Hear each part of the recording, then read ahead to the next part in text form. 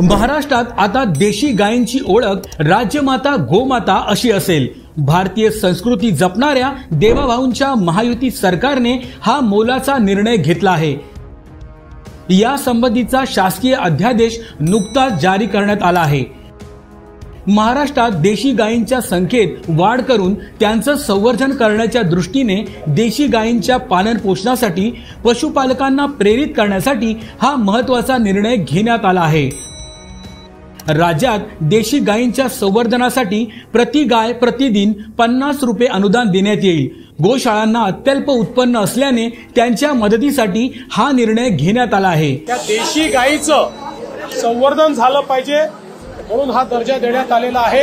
आणि एवढंच नाही तर ज्या ठिकाणी पांजरपोळ आहे, ज्या ठिकाणी व्यवस्था आहे, अशा ठिकाणी देशी गायीच्या चाऱ्याकरता मदत करण्याचा निर्णय देखील राज्य सरकारने घेतलेला आहे। या योजनेची अंमलबजावणी ऑनलाईन पद्धतीने केली जाणार आहे। यासाठी राज्यातील प्रत्येक जिल्ह्यात गोशाळा पडताळणी समिती असेल। या निर्णयामुळे गोमातेचं रक्षण होणार आहे। गायीला गोमातेचा दर्जा देण्याची प्रलंबित मागणी महायुती सरकारनं पूर्ण केल्याने हिंदुत्ववादी संघटनांनी महायुती सरकारचे आभार मानले आहेत।